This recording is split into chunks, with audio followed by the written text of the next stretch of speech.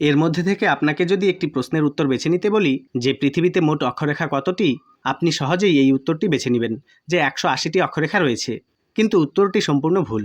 আর অনেকেই বলবেন যে না না 181টি অক্ষরেখা, কারণ দুই মেরুর দিকে 1 ডিগ্রি করে 90টি রয়েছে, অর্থাৎ 90 90 180টি ওই একটি নিরক্ষরেখা, এই হলো 181টি। কিন্তু এটাও ভুল।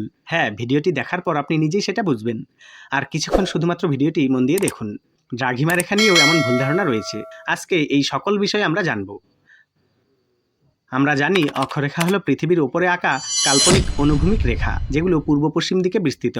আর দ্রাঘিমা রেখা হলো কাল্পনিক উলম্ব রেখা, যেগুলো উত্তর মেরু থেকে দক্ষিণ মেরু পর্যন্ত বিস্তৃত। এর মধ্যে প্রথম ভুল ধারণা হলো পৃথিবীতে 180টি অক্ষরেখা রয়েছে।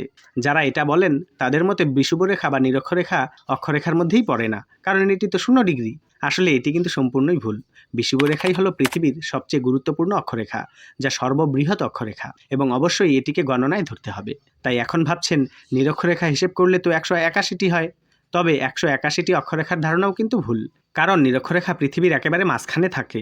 তার উত্তরের দিকে থাকে 90 ডিগ্রি এবং দক্ষিণের দিকে থাকে 90 ডিগ্রি। তা সত্ত্বেও 89টি করে অক্ষরেখা থাকে। 90 ডিগ্রি থাকলেও সেটা 90টি অক্ষরেখা থাকে না। তা কি করে? তা হলো 0 ডিগ্রি অক্ষরেখা থেকে উত্তরের দিকে 1 ডিগ্রি করে 89 ডিগ্রি পর্যন্ত অক্ষরেখা থাকে, এবং 90 ডিগ্রিতে গিয়ে সেটি আর অক্ষরেখা থাকে না, সেটি হয়ে যায় উত্তর মেরু।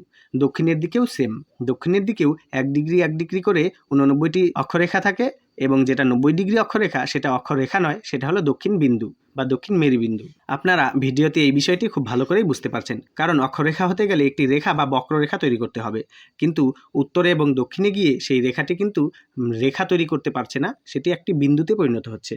তাই বিন্দুকে কখনোই আমরা অক্ষরেখা বা রেখা বলতে পারি না। আমরা বিন্দু আর রেখার মধ্যে পার্থক্যটা সকলেই জানি। এই হিসেবে 89টি উত্তর দিকে অক্ষরেখা এবং 89টি দক্ষিণ দিকে অক্ষরেখা, আর একটি হলো বিষুবরেখা বা নিরক্ষরেখা। এই মিলিয়ে মোট 179টি অক্ষরেখা। বাকি উত্তর মেরুতে একটি মেরুবিন্দু আর দক্ষিণ মেরুতে একটি মেরুবিন্দু। এই মেরুবিন্দুগুলো কিন্তু কখনোই রেখা নয়। দ্রাঘিমা রেখা নিয়েও অনেকেরই ভুল ধারণা রয়েছে, আর তা হলো 180 ডিগ্রিতে।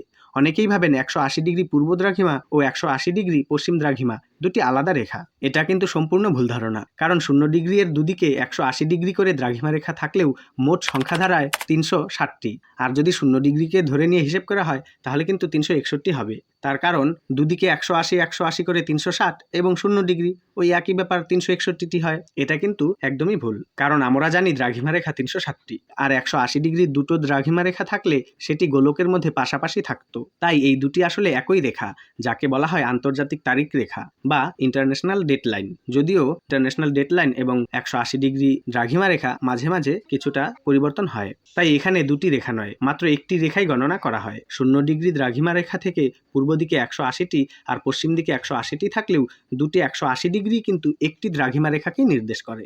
তাই 180 ডিগ্রি পূর্ব ও 180 ডিগ্রি পশ্চিম দ্রাঘিমা আসলে একটি রেখা। আশা করি এই নিয়ে আর কোনো প্রশ্ন নেই। AM/PM নিয়েও অনেকেরই সঠিক ধারণা নেই, তবে এই ভিডিও দেখলে আপনারা স্পষ্ট ধারণা অর্জন করতে পারবেন। চাইলে দেখে নিতে পারেন।